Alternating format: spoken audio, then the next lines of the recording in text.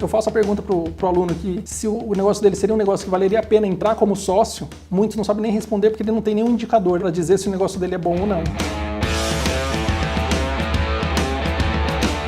advogado não está acostumado a falar de custo de aquisição de cliente, o advogado não está acostumado a falar essa linguagem de qual é o valor que ele reinveste no escritório. Então, ter uma gestão financeira engloba muito mais do que controlar o dinheiro que está no bolso.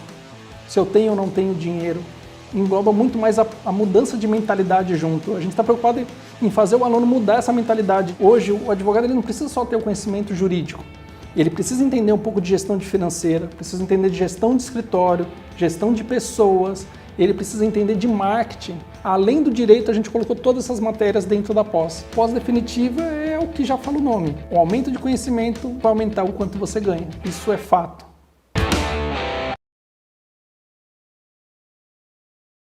Vamos apresentar aqui. Do despacho inicial. O que eu tenho para falar sobre o despacho inicial? Obviamente, quando a gente faz uma petição inicial, quando a gente apresenta uma petição inicial, a gente já espera um despacho inicial, ou uma decisão de tutela, ou um despacho inicial. Esse despacho, essa decisão inicial, ela estará apreciando os requisitos da petição inicial de interposição. Obviamente, trata-se a maioria de critérios de matéria de ordem pública. Então, não necessariamente o juiz poderá ou deverá indicar de plano. Ele poderá, em segundo momento, ele apreciar o valor da causa. Não identificou o valor da causa correto agora. Depois da contestação, foi lá e identificou o valor da causa. Mas, via de regra, o juiz já faz uma prévia visualização dos requisitos da petição inicial. Precisa emendar a petição inicial, precisa retificar a petição inicial, precisa apresentar um documento legível, precisa apresentar um comprovante de endereço recente. Ele já vai apresentar nesse despacho inicial, né? Então, emenda inicial, a retificação da atuação, a conciliação prévia, ele já vai indicar, se for o caso, data, uma perícia preliminar, se você pediu, ele já pode indicar, né? Decisão de tutela provisória, sim ou para não. Uma perícia mesmo se você não pediu a preliminar, ele já pode indicar uma perícia futura, né? O juiz já pode, apresente a contestação, apresente a réplica, apresente a réplica, mas já antecipadamente já identifico que haverá prova pericial, porque é benefício por incapacidade, lá em julho de 2021. Eu sei que está demorando, então eu já marco agora. Não espero apresentar contestação e réplica, porque eu sei que já vai ser apresentado no meio do caminho, né? Então eu já marco a perícia, não é perícia preliminar, é perícia em razão, perícia normal, né? A audiência de instrução ou a própria citação, eu já ordeno essa perícia liminar. Eu trouxe aqui uma diferenciação aqui, da perícia preliminar, que é uma portaria, né? Uma recomendação, perdão.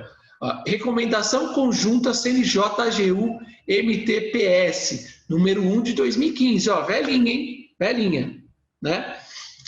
O que ela diz? Recomendar aos juízes federais e aos juízes de direito com competência previdenciária ou acidentária, a competência previdenciária é a competência delegada e a competência acidentária, a competência própria, né?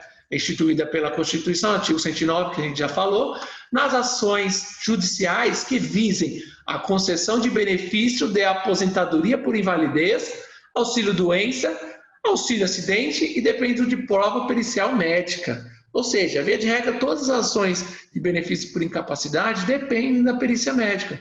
Eu poderia ter ações que não dependem, uma ação de aposentadoria especial. E nessa aposentadoria especial, nessa ação, eu vou estar requerendo, eu estaria buscando, pleiteando uma perícia similar, em ambiente similar, né? Então não seria a perícia preliminar, mas aqui é benefício por incapacidade. Então eu posso pedir a perícia preliminar. Nos meus casos eu já peço, para quê? Para o juiz, já marque a perícia. O quanto antes, já faça essa perícia. Mesmo que depois você mande citar, mesmo que depois você mande contestar. Primeiro, faça a perícia. Depois que a gente identificou se há incapacidade ou não, aí você manda citar e a gente já se manifesta dessa petição, dessa perícia. Porque se não identificar capacidade ou incapacidade, eu posso até desistir do processo de plano, né? Vai depender, eu vou apresentar para o segurado e falar, O perito não identificou capacidade. A gente tem isso e isso para recorrer. Frágil, hein, a documentação. Você vai querer, né, já apresenta para ele. Por isso já tem que cobrar nessas incapacidades antes, hein? Ao despachar a inicial, considerem a possibilidade de, desde logo, considerem, não é obrigado a já deferir essa preliminar, essa perícia. Aí, desde logo, determinarem a realização de prova pericial médica, com nomeação de perito do juízo e ciência à parte autora, dos quesitos a ele dirigidos, facultando-lhes as partes a apresentação de outros quesitos e indicação de assistente técnico, e possível designando desde já, né, data, horário e local para essa realização. Ele pode intimar o INSS a apresentar quesitos antes mesmo de antecipar a citação, tá? Antes mesmo de citar. A via de regra, ele já faz tudo no mesmo ato, né? Já cita, já marca a perícia, já manda apresentar quesitos e parari pararó. Beleza? Mas essa possibilidade é sempre importante. Eu apresento nas minhas petições essa preliminar. Alguns juízes já começam a entender, muitos não sabem de onde veio, o que vai acontecer, mas já apresente, que eles vão conhecendo e uma hora aplica no seu caso concreto. Beleza? Seguindo, Vossas Excelências, meus caros causídicos. Deixa eu tomar mais uma água. Nós estamos falando sobre processo previdenciário. Mas tem processo previdenciário que eu preciso do áudio. Eu vou entrar com danos morais. Eu preciso do áudio. Eu filmei lá na agência, ou eu fui na perícia e filmei. O perito não deixou eu entrar na perícia, eu quero contestar esse ato. Impugnar, até mesmo em sede, sei lá, de recurso nominado ou apelação, não sei o que você vai fazer com o áudio. Eu, quando advogava para a Caixa, a gente usava muito, porque a gente apresentava, o cara entrava lá, o autor entrava lá falando de saque indevido. Aí ele indicava a agência, o horário, e a gente ia lá no vídeo e buscava imagens. E muitas vezes a gente conseguia identificar que aquele bendito, ele sacou, mesmo que ele não identificasse, né? A própria retaguarda do banco, ela tinha condição de identificar quando foi o saque. E quando era 45 dias, 30 dias, dependendo do local, a gente ainda tinha imagem, então a gente conseguia pegar essas imagens, né? Então a gente usava bastante, mas no direito previdenciário, sei lá, dano moral, não sei, alguma coisa desse sentido, né? E aí, quando ocorrer, olha lá, os protocolos de arquivos de áudio ou de vídeo em mídia digital ou em outro suporte físico devem ser feitos em secretaria do GEF ou da turma recursal, em que tramita a ação somente após a realização do protocolo da petição, que solicite ao juiz a apresentação em secretaria. Você está apresentando uma petição inicial. Primeiro você vai lá, faz a petição inicial, após a sua distribuição, você vai lá na secretaria e faz o protocolo, verifica como que você vai apresentar aquele arquivo, via de regra em CD, né, gravado em CD. Na turma recursal, ligue antes, fala, vou peticionar, eu preciso juntar um arquivo, tá? Porque eu mesmo já juntei arquivo, não em CD, porque não precisei mandar por correio até lá. Teve arquivo eletrônico, né? Eu hospedei em sites de hospedagem e encaminhei o link, né? Ou sei lá, se tem um vídeo, bota o vídeo no YouTube e encaminha o link. Não sei qual que vai ser seu caso, tá? Então ligue, verifica como eles estão aceitando, qual que ele aceita e faça essa petição e depois você apresente em secretaria. Obviamente, na turma recursal, ligue lá na secretaria. Você pode ligar também, mas a norma fala para você ir. Nesse momento de pandemia, obviamente, ligue. Beleza? Prosseguindo, deixa eu ver o meu tempo aqui. Estamos com tempo. Vamos prosseguindo. Tutela provisória. Vamos falar um pouquinho sobre a tutela provisória. O que é a tutela provisória? A tutela provisória está aí para destinar, né, como eu disse ali, uma cognição sumária. O que é a cognição sumária? É a interpretação do judiciário daquele direito previamente, sem o exaurimento da cognição, sem a apresentação da parte contrária das suas manifestações ou demais provas. Ou seja, de maneira prévia, eu verifiquei que o autor apresentou fatos e fundamentos jurídicos suficientes à minha apresentação ou à minha aplicação do direito, né? Os fatos e fundamentos jurídicos são condizentes com o pedido e o pedido dele há necessidade de provimento antecipado. Então, eu posso conceder ou não a tutela provisória. Vai do entendimento de cada magistrado.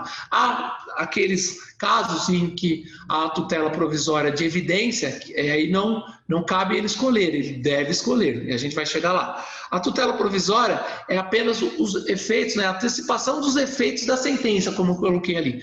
Antecipa os efeitos da decisão final de mérito. Qual que é a decisão final de mérito? Que a gente busca a sentença. Então, de forma preliminar, eu busco por meio de tutela provisória, que antes a gente chamava de antecipação da tutela, né? Os efeitos são os mesmos, tá? Eu antecipar os efeitos da decisão final de mérito. É isso, basicamente, que a tutela provisória ela busca. O momento de sua apresentação. Eu posso fazer o pedido de tutela provisória a qualquer momento. Via de regra, mais usual, fazemos com a petição inicial. Ou, em benefício por incapacidade, fazemos após a apresentação da perícia, do resultado da perícia médica. Houve uma perícia médica favorável, já apresente seu pedido de tutela. Tá? Muitas vezes o juiz não defere, porque ele acaba chamando o processo para julgamento, né? E já dando a decisão de mérito à sentença e dando a tutela na sentença. Não concede a sentença em caráter cognitivo sumário, já concede após o exaurimento da apreciação de mérito, beleza? Para quê? Para que o INSS possa cumprir de imediato o benefício, ou seja, que o recurso não tenha efeito suspensivo, ele seja recebido apenas em efeito devolutivo, tá? Então a gente faz esse pedido a qualquer momento. Aí depende de você, depende do seu segurado. Buscar agora, o pedido agora, ou só na sentença, ou em turma recursal, sei lá, você que sabe. Tá bom? A precariedade dessa decisão. A precariedade dessa decisão de tutela, ela gira em torno da possibilidade de revogação, modificação a qualquer momento. Eu apresento o pedido de tutela provisória na inicial, ao deferimento dessa tutela provisória, depois o INSS apresenta a sua contestação e apresenta documentos que demonstrem, ou seja capaz de demonstrar e extinguir o meu direito. O juiz de plano ele pode já revogar ou até modificar o deferimento da tutela de outrora, antes da decisão final de mérito. Ele não precisa esperar a decisão final de mérito para julgar improcedente ou revogar. Eu posso a qualquer momento, ele pode a qualquer momento revogar aquela decisão, porque ela é precária, ela só vai ter efeitos enquanto o juiz entender que os seus pressupostos estão válidos. Quando os seus pressupostos de validade ou de ensejamento, concessão, perderem eficácia ou perderem fundamento jurídico, a jurisprudência e o julgador, né, no caso, poderá utilizar da precariedade dessa decisão para revogá-la ou modificá-la ou extingui-la, tá? Seja em decisão liminar, outra decisão interlocutória, ou seja, na própria decisão de mérito de sentença, né? Julgando improcedente e revogando a liminar outrora concedida. Beleza? Outro ponto que não é imutável, Por exemplo, a imutabilidade é a impossibilidade de alterar aquele julgamento. Eu posso ter um julgamento de tutela provisória preliminar, em decisão inicial no seu processo de conhecimento, como posso ter o regular andamento do processo de conhecimento, com instrução, provas, manifestação das partes contrárias, saneamento e sentença. E na sentença de mérito, o julgador reconhecer o meu direito da tutela provisória. Ok, essa tutela provisória eu vou recorrer, ou o INSS vai recorrer. Ele vai recorrer apenas do mérito, por exemplo. Ele recorre apenas sobre o direito ao benefício, não recorre da tutela provisória. Essa tutela provisória concedida, ela será imutável? não poderá ser mais alterada porque o INSS não recorreu sobre ela? Precluiu? Houve uma preclusão consumativa? Não, ela não é imutável. A própria turma recursal, independente de recurso, ela poderá revogar essa decisão. Seja a turma recursal, seja os tribunais superiores. No caso do GEF, recurso extraordinário. No caso do vara comum, extraordinário especial. Pode ser que ocorra, chegue até lá e só lá, apenas lá, nos tribunais superiores revogue. Pode acontecer? Pode, porque ela não é imutável, não faz coisa julgada, mesmo você não recorrendo sobre ela. Mesmo a parte contrária, não recorrendo sobre aquela parte dispositiva. Beleza? Vamos seguir aqui então, sobre a tutela provisória. Aqui eu falo sobre face à fazenda pública e as suas restrições. Tá? Quando a gente entra, faz um pedido de tutela provisória contra a fazenda pública, via de regra, de cara, já há vedação legal.